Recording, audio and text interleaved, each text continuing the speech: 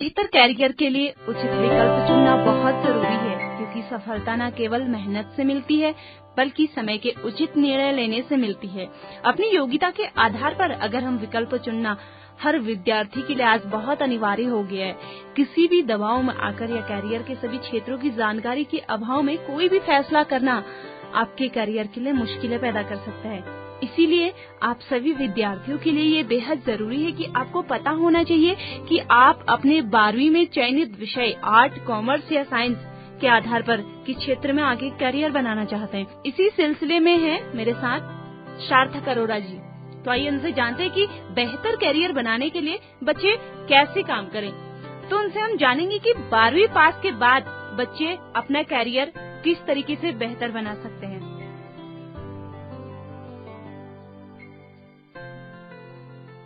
नमस्कार मैडम, मेरा नाम सार्थक अरोड़ा है। सर्वप्रथम आप सभी श्रोतागणों को सार्थक अरोड़ा और IIMT हल्द्वानी की टीम से बहुत प्यार भरा नमस्कार जी। और जैसे कि मैडम आपने कहा कि विषय है कि 12वीं के बाद हम क्या क्या कर सकते हैं। जी बिल्कुल। तो 12वीं के बाद मैडम बहुत सारे ऑप्शन हैं, बच्चे बहुत सारे रास्ते हैं या एवेन्यूज हैं जिनको तलाश कर सकते हैं जी। क्योंकि एक चीज ये कहा जाता है कि नए जमाने के नए कोर्स जी। जैसे आजकल आप सुनते होंगे होटल मैनेजमेंट है, रिटेल मैनेजमेंट है, पर्यटन से संबंधित पढ़ाई है। क्योंकि हम सभी जानते हैं कि हमारा जो उत्तराखंड है ये पर्यटन बहुल क्षेत्र है और हमारे यहाँ पर्यटन में रोजगार की भी संभावनाएं हैं और स्वरोजगार की भी संभावनाएं। बिल्कुल सर। मतलब तो मैं एक सवाल आपसे पूछना चाहती हूँ। बिल्कुल। 12वीं का रिजल्ट आने के बाद सही कैरियर बनाने के लिए और इस सफलता को पाने के लिए पहला कदम क्या होना चाहिए? देखिए, ये बहुत अच्छा सवाल आपने पूछा। सबसे पहला कदम तो ये होना चाहिए कि स्टूडेंट को कम से कम 10 मिनट अपने आप को एकांत में बैठ के अपना आत्मचिंतन और आत्ममनन करना चाहिए कि मेरे अंदर क्या अच्छाइयाँ हैं। जैसे यदि कोई बच्चा उसको लगता है उसको घूमने का बहुत शौक है तो वो उसको भी अपना करियर से जोड़ सकता है। यदि किसी बच्चे को ये लगता है कि वह अनजान लोगों से या मित्रता बहुत इजीली कर सकता है या दोस्त बहुत अच्छे बना सकता है तो वो पर्यटन या होटल मैनेजमेंट या रिटेल जैसे क्षेत्रों में अपने उस हुनर को आजमा भी सकता है। बिल्कुल सर। 100 बात की एक बात या सिंपल शब्दों में ये कहूँ मैं कि अगर आपके अंदर छोटी सी भी काबिलियत है आप उसको प्रोफेशन से अपने जोड़ के आगे बढ़ सकते हैं। सर मेरा अगला सवाल है, अगर बच्चा आर्ट, कॉमर्स या फिर साइंस से पास है और तो ऐसे में वो किस क्षेत्र में अपना कैरियर बना सकता है? देखिए, बच्चा चाहे आर्ट्स का हो, कॉमर्स का हो या साइंस का हो, हर बच्चे को यह चाहिए कि आज के जमाने में हम इन डिग्रियों के अलावा भी किसी न किसी व्यावसायिक कोर्स से जुड़े। क्योंकि देखिए, आप सब जानते हैं आज के जमाने में BA, BCom या BSc रोजगार के लिए पर्याप्त नहीं है। बिल्कुल। कुछ न कुछ हमारे अंदर व्यावसायिक कोर्सेज की क्षमता जरूर होनी चाहिए जिनसे कि हम आने वाले समय में अपने आप को रोजगार से जोड़ सके। ये रोजगार न केवल हमारे देश में ही है जबकि हमें विदेशों तक भी ले जा सकते हैं। लेकिन हमें एक चीज का ध्यान यह रखना है कि हर चीज के लिए थोड़ा समय और मेहनत यही सफलता की कुंजी है। शॉर्टकट करियर बनाने में नहीं चलता है। जी सर, कभी कभी ये होता है बच्चे के सामने बहुत सारी संभावनाएं होती हैं, बहुत सारे इंस्टीट्यूट होते हैं और वो अलग अलग कोर्सेज के बारे में बताते हैं, लेकिन बच्चा उस समय कंफ्यूज हो जाता है कि उसे आखिर करना क्या है। क्योंकि एक तो वो ये देखता है उसकी घर की स्थिति क्या है, उसे अभी आर्थिक रूप से उतनी सहायता नहीं मिल सकती जितना वो अगर कोर्स करना चाहे उसमें पैसा लगता है। तो आर्थिक स्थिति भी बनी रहे और उसकी पढ़ाई भी जारी रहे और बेहतर कैरियर भी बना सके, ऐसे में बच्चा क्या करे? देखिए, ये वाकई में बहुत अच्छा सवाल आपने पूछा और ये वाकई में पहाड़ के बच्चों की या ग्रामीण क्षेत्र के बच्चों की समस्या रहती है। क्योंकि बच्चा करना तो चाहता है लेकिन कहीं न कहीं आर्थिक स्थिति बहुत बड़ी समस्या बन जाती। लेकिन हमें एक चीज का ध्यान और भी रखना चाहिए कि कोई भी संस्थान चुनने से पहले हम यह देखें कि उसका पिछला रिकॉर्ड कैसा रहा। दूसरा, हमें मेन जो अपनी क्षमता है या संस्थान से देखना है, हमें यह समय देना है कि कम से कम मैं 12वीं के बाद 1 साल का पढ़ाई या डिप्लोमा जरूर करूं।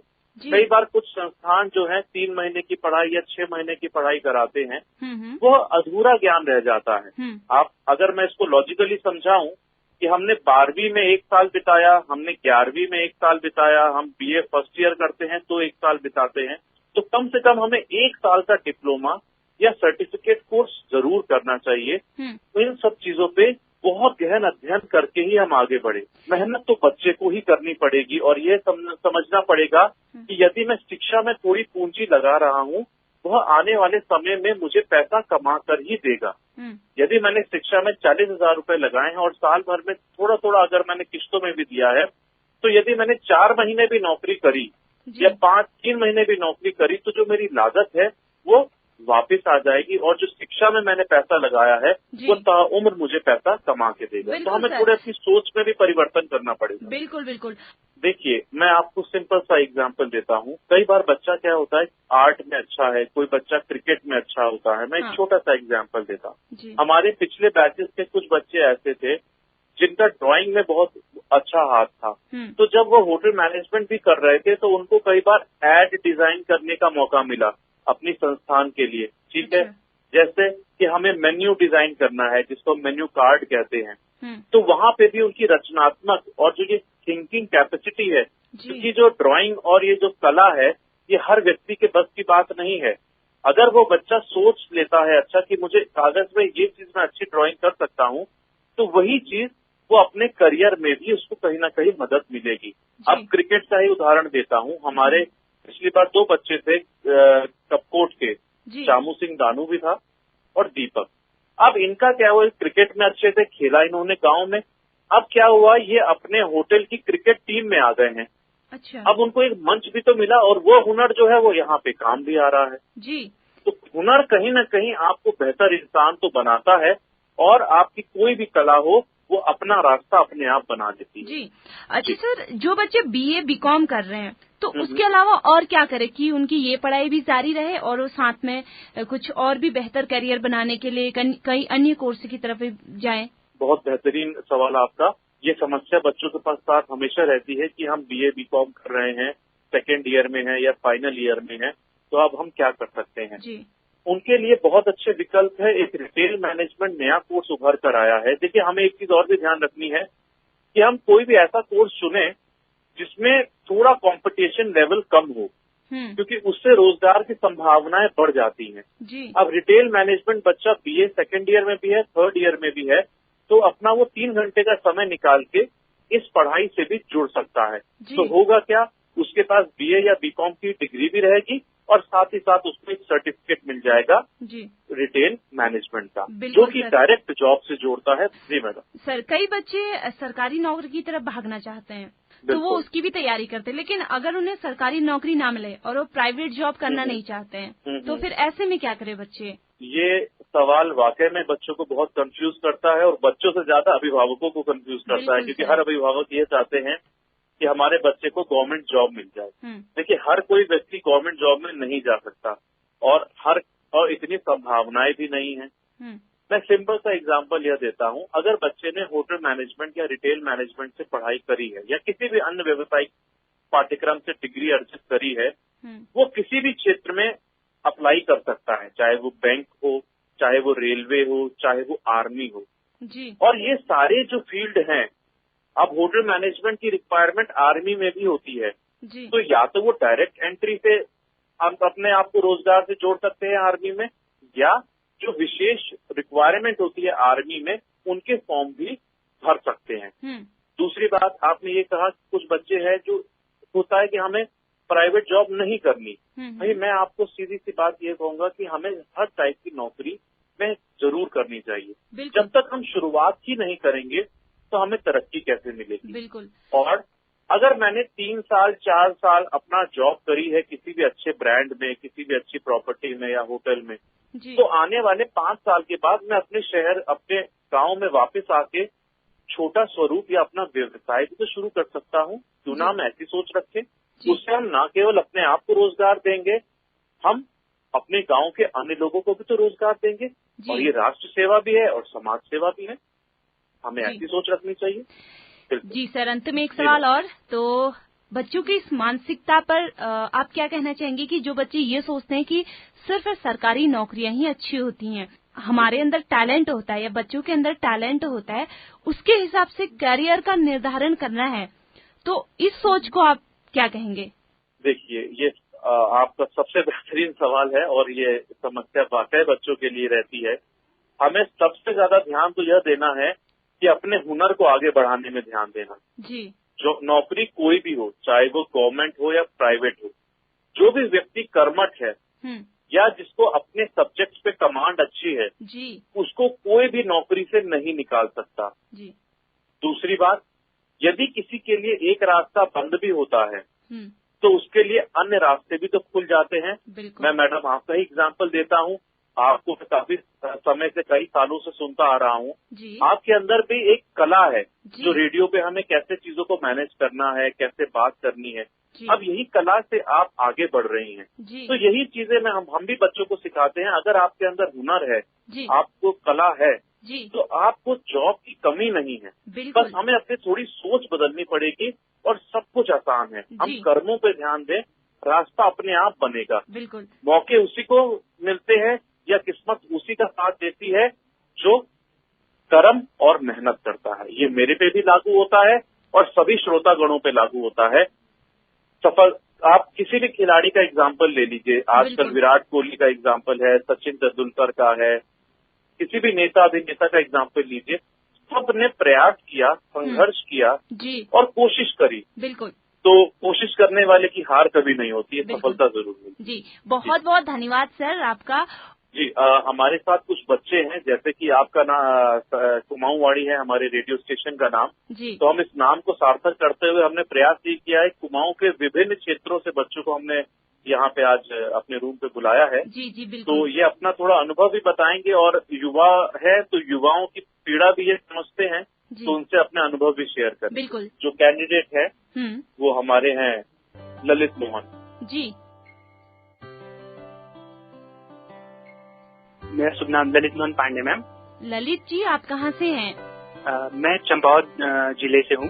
चंपावत जिले में टनकपुर एक शहर है, मैं वहाँ से हूँ। जी। तो आपकी उम्र कितनी है अभी?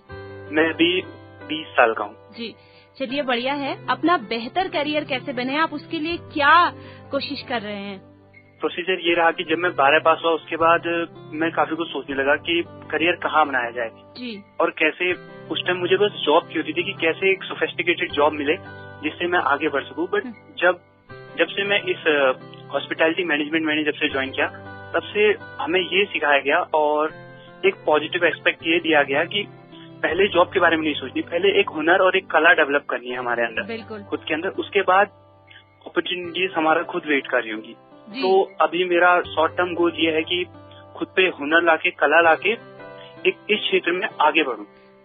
मुझे लगता है लोगों से मिलना और लोगों से बातचीत करना और लोगों का स्वागत करना, ये सब मेरे अंदर की कला है। और जिसमें मैं इसको हॉस्पिटैलिटी इंडस्ट्री से जोड़ूं, फ्रंट ऑफिस से जोड़ूं, एक विभाग से जोड़ूं, तो मुझे लगता है मैं वहाँ बहुत अच्छा कर सकता हूँ। आपसे बात करके अच्छा लगा, धन्यवाद। धन्यवाद। जी मैम, मेरा नाम दीपक गोस्वामी। आप कहाँ से हैं? मैम मैं सोमेश्वर डिस्ट्रिक्ट अल्मोड़ा से हूँ मैम। चलिए, सोमेश्वर तक कुमाऊं वाणी की आवाज पहुँचती है। तो सोमेश्वर में जो बच्चे, जब अक्सर आपने देखा होगा 12 पास होते हैं बच्चे, तो उन्हें बहुत कंफ्यूजन रहता है कि उन्हें क्या करना है आगे जाके। जब आप ये डिसीजन ले रहे थे कि आपको क्या करना है, तब आपके साथ कौन था? जी मैम, जब मैं 12th पास आउट हुआ तो मैं साइंस साइड से पास आउट हुआ। उसके बाद मैंने सोचा मैं क्या करूँ, किस क्षेत्र में अपने को परखूं। तो मैंने बीकॉम ज्वाइन किया। अच्छा। वहीं से सोमेश्वर के कॉलेज में मैंने बीकॉम में एडमिशन लिया। तो मैं 2 साल वहाँ पे बिताया। तो मुझे लगा कि मैं मतलब बीकॉम में अपना करियर नहीं बना सकता हूँ, क्योंकि मैं करने को कर सकता हूँ, लेकिन मैं बीकॉम में बहुत कंपटीशन थे। तो मैं उस लेवल में मैं अपनी पढ़ाई नहीं कर सका। तो मैं वहाँ पे कि अगर मैं बीकॉम से पढ़ाई करता हूँ, बैंकिंग के फॉर्म आए, अगर उसके लिए 10 रोजगार के लिए फॉर्म आते हैं, तो मैं उसके 10 लाख लोग उसके पीछे लगे पड़े। मैं 10 लाख की गिनती में मैंने सोचा मेरी गिनती कहाँ पे होगी। तो इसीलिए मैं बीकॉम छोड़ के मैंने बीकॉम, तो मैं इसलिए मैं यहाँ पे JIMT में मैंने एडमिशन लिया। यहाँ पे मैम अपना मैं एक करियर बनाना चाहता हूँ यहाँ पे आके मुझे काफी कुछ सीखने को मिला, कॉन्फिडेंस लेवल काफी बड़ा, आत्मविश्वास बड़ा मैम, जो मैं अभी आपसे बात कर पा रहा हूँ। चलिए बढ़िया बात है। की देने में चलिए बढ़िया बात है। जी नमस्कार मैम। नमस्कार भास्कर जी, स्वागत है आपका कुमाऊं में। तो भास्कर जी आप कहाँ से हैं? जी मैम मैं नैनीताल डिस्ट्रिक्ट से ही बिलोंग करता हूँ और आपका गाँव है वो मुक्तेश्वर है। मुक्तेश्वर के आप कौन से गाँव से हैं? जी मैम मुक्तेश्वर के पास एक पंगराड़ी गांव पड़ता है, मैं वहाँ से बिलोंग करता हूँ। पंगराड़ी से आप हैं तो पंगराड़ी में भी आपकी आवाज आएगी। अच्छा भास्कर जी ये बताइए, आपको खेती में रुचि नहीं है? जी मैम खेती में रुचि तो नहीं थी मेरी बचपन से ही, जैसा कि 12th के बाद हमने क्लियर कर लिया था, तो उसके बाद खेती में मेरा ऐसा कुछ रुझान नहीं रह गया था। अच्छा, क्यों ऐसा? पता नहीं, मैं एक बचपन से ही मेरी चाह थी कि मैं कहीं ना कहीं किचन में काम करूं, मुझे खाना बनाना बहुत पसंद था मैम, और मैं चाहता था कि इसी फील्ड में मैं कुछ अलग करूं और अपना नाम बनाऊं, माता पिता का नाम रोशन करूं। और अंत में मैं यही कहना चाहूंगा युवाओं से कि अपने ऊपर भरोसा रखें सबसे प्रथम, फिर औरों पे भरोसा रखें, क्योंकि अगर हमें अपनी काबिलियत पे भरोसा है, या मैं एक छोटा सा एग्जांपल दूं, यदि मुझे तैरना आता है तो मैं हर परिस्थिति में और हर समुद्र से मैं तैर के निकल सकता हूं। परंतु अगर मुझे तैरना ही नहीं आता और मेरे अंदर हुनर ही नहीं है तो मुझे कहीं कद्र भी नहीं होगी। बिल्कुल। तो सबसे पहले हम अपने हुनर पे ध्यान दें और फिर रोजगार की अपार संभावनाएं हैं। और सबसे महत्वपूर्ण जो बच्चे कह रहे हैं कि हम आने वाले समय में अपने क्षेत्र में, अपने गाँव में पर्यटन को और अच्छी तरीके से अपने अनुभव को वहाँ पे लागू कर सकते हैं, जिससे न केवल उनको रोजगार मिलेगा जबकि गांव के अन्य लोग भी इससे लाभ उठा सकते हैं। जी बहुत बहुत धन्यवाद। धन्यवाद मैडम, आपको भी जी धन्यवाद। नमस्कार।